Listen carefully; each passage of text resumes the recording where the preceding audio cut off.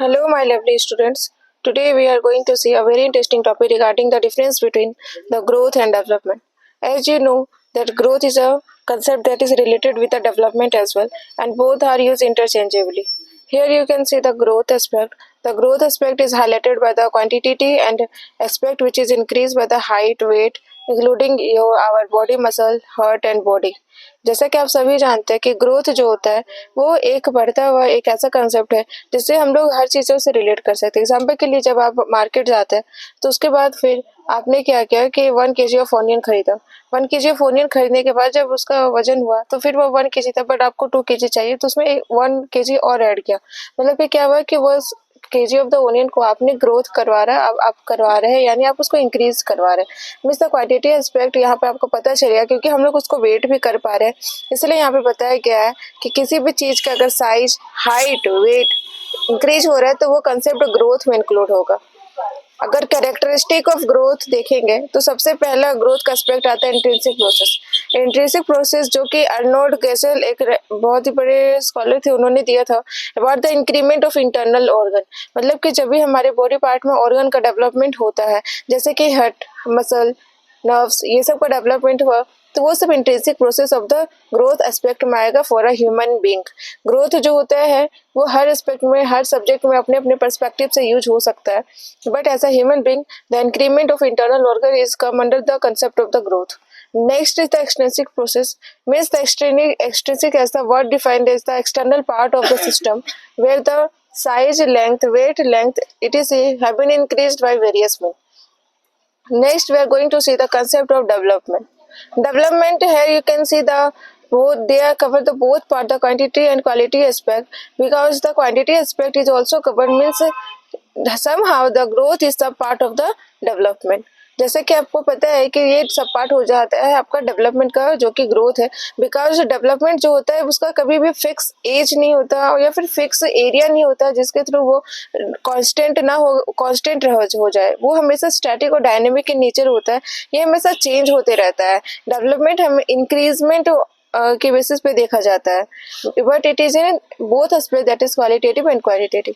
Growth जो होता है उसे हम लोग मेजर कर सकते हैं, जैसे कि अभी मैंने बताया आपको कि वेट को आप मेजर कर सकते हैं, हाइट को आप मेजर कर सकते हैं कि आप कितने हाइट के हैं, आप कितने, आपके फीट का इंच कितना है, या फिर आपने कितना केजी का सामान खरीदा या कितने किलो, ये सब क्या है, ग्रोथ का एस्पेक्ट है।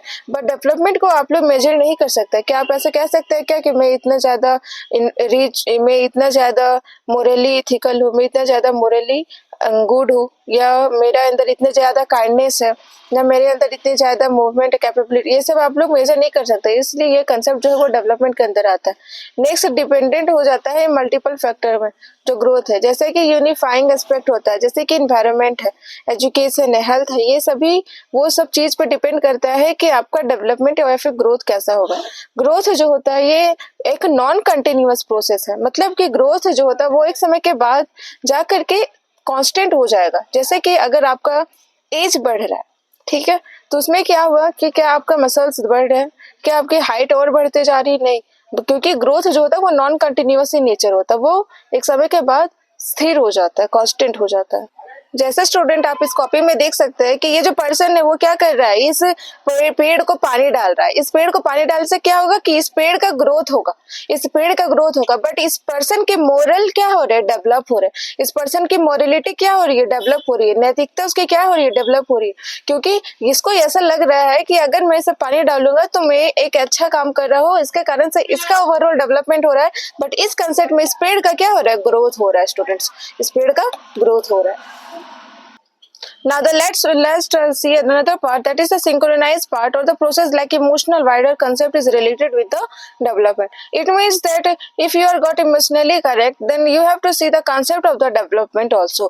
मतलब कि development आप कभी भी देखिएगा तो वो इमोशनल भी हो सकता है, आपका कॉग्निटिव यानी सोचने समझने शक्ति पर भी वो डिपेंड करता है।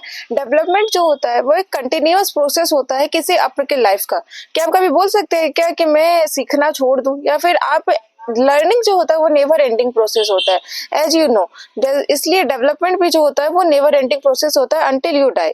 Okay, from the birth to the die death of a person or an individual, the concept of development is going on their life. Okay, it does not depend upon age, जैसा कि अभी मैंने आपको बताया, and change behavior of individual. अगर development हो रहा है तो आपके बिहेवियर में भी चेंज होगा. जैसे कि अभी मैंने आपको एक ट्री वाला कंसेप्ट सिखाया था, उसमें क्या था कि वो पर्सन जो है वो ट्री को पानी दे रहा है, उससे क्या उसका बिहेवियर में चेंज हुआ फॉर द इन्वायरमेंटलिस्ट पर्सपेक्टिव, वातावरण को लेकर.